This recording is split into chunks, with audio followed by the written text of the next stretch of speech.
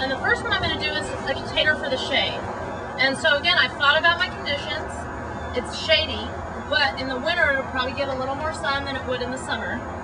But I'm using a lot of perennial textures, so I want the ones that can withstand deep shade in the summer, but might be able to withstand a little more light in the winter because of deciduous canopy or something like that.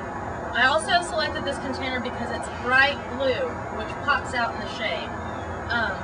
Blue containers I think are lovely anywhere, but especially in the shade they really pop out. And what I've used in the bottom for drainage, it has 2 holes, but I've used these packing pearls in the bottom. And it has like a little drain shield, and then you can place these in the bottom. And then there's like a landscape fabric that goes on top that keeps the dirt from falling down into there and compacting it. Good soil is, essential. That is the one rule.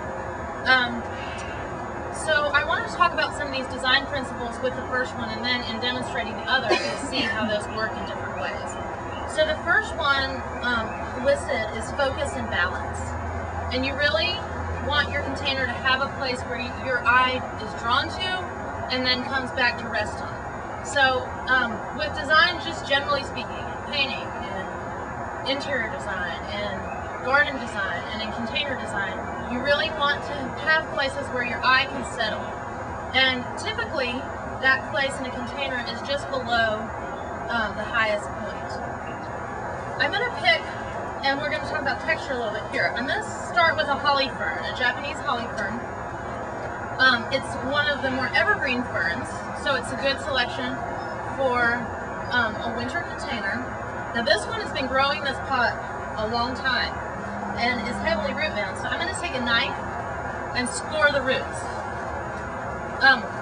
Because even though I'm taking it out of its tiny pot and placing it in the container, if I don't break up the roots a lot, it doesn't know it has more space to go in, and it is just going to keep going, and keep going, and keep going, and it's going to look tired, and it won't be dying, and you won't know why. It's just not really performing. It's because it's root bound, and just because it's been given more space to grow in doesn't mean it knows it hasn't. So I'm going to really score the roots kind of a lot on this one. And then kind of open them.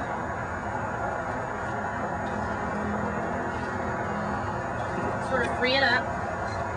And I'm going to start with this slightly left of center. Well, actually this one is going to go closer to the edge because I want some flare going off to your left.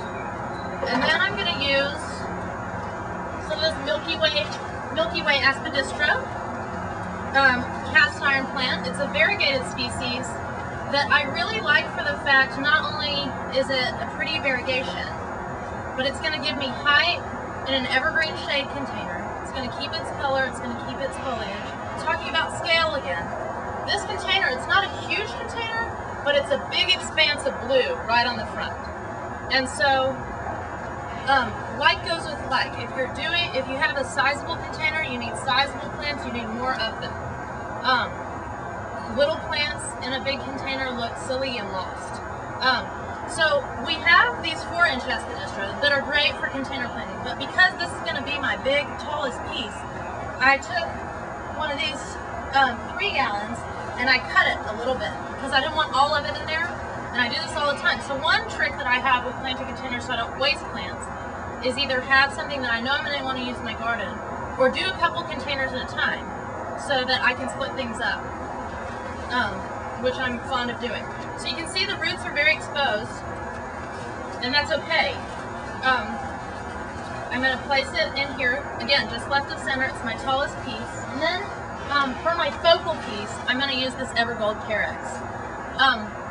For a lot of containers, this is a big showy plant for this container. For a lot of containers, I would use this size as an accent plant. But for this container, again, I have this big, wide, open space. I'm going to use this right at the front, popping out. And it's going to give the illusion of some movement. It's going to look closer than the rest. So it'll provide depth to the container, too. This is actually a pretty narrow container. One of the things I like about it is it really brightens up a shady space. Again, pretty root bound, so I'm just going to break it up a lot. And you can plant the plant on an angle. I do it all the time. The root system will adjust to give it the direction that you want it to go in, or to lend it some gravity so it starts cascading sooner than it would if you planted it directly up there. So the carex is coming, and again, it's a good focal piece. It's lower than my highest point. Now, generally speaking, you don't want to go more than 2 times the height of the container with your tallest piece. So now we have a cascading plant. We have this holly fern, which is going to grow that way. And again, it's asymmetrical, but on this other side, I'm going to plant another holly fern. Store it up really well, as I did before, because it's really root bound. And I'm going to have this coming down. So my line is going to kind of go like that. Now, it will come out, but as because gravity is helping here, it's going to have a downward cascade. It's not going to be my lowest cascade though. And another principle that's happening here is I'm color echoing. Color echoing is really helpful for lending rhythm to your design. The white variegation in these plants, you're gonna see it in the Milky Way, and then go to the carex, and it's gonna take your eye around. So you want a focal point, and then you want to have repetition of similar colors and textures, echoing, so to speak, to rhythmically bring your eye around the space. And I'm gonna use this variegated creeping fig for the same purpose. Now, you don't want everything in your container to be variegated. It's too much, you lose it all. So the holly ferns are a broad texture that offer me some solid green. And if you notice, they even have, these are not chartreusey greens, they even have a bluish hue to it, so I'm accenting that container with it as well. So this, I wasn't able to get small creeping fig, but that's a good thing because this is a tall container, and so I'm going to have more cascade. I cut it with a knife. Just take a knife and saw right down through it. I do it all the time, you won't hurt your plants. My creeping fig is going to add to my lowest level, where this holly fern is going to spill over as well. The creeping fig is going to take it down lowest. And you could, in a lot of containers, do it on either side. But in this, I want the weight to be asymmetrical. So I've got this height going up here, and I want the creeping fig drawing your eye down. And I'll probably do some on the back side as well. Just to fill in that space, and because I love it. And I'm going to add soil around it because there are going to be pockets. Now, again, continuing with the color echoing theme and the scale, I have this peacock spike moss, a favorite for its beautiful coloration and texture. It's so fun. And it's pretty close to evergreen here. And also, just to backtrack a little bit, one of the first things that we mentioned was not only define your purpose, but identify your conditions. If I'm planting on a northern exposure, I'm going to choose plants that have been demonstrated to be super hardy to late cold freezes.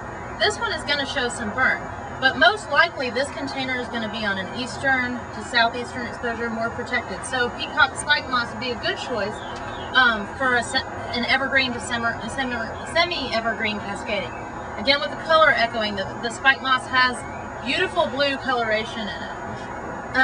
And a really fine texture. Now, the creeping fig has a fine texture as well, but this takes it even further. So, again, I'm not using any bloom, but I'm getting a lot of bright color in here. And so I'm going to use the finer texture to highlight some of these bolder shapes, and then also to soften it and to create more depth. So this is too big for here, so I've cut it. So this is going to be the last plant I choose for here to kind of finish it off. The holly ferns and the aspidistra are my broader texture. The spike moss is my finest texture. The carex adds some movement, and the creeping fig draws the eye down. And all along the way, I'm echoing my colors and varying my textures to give it a cohesive appearance.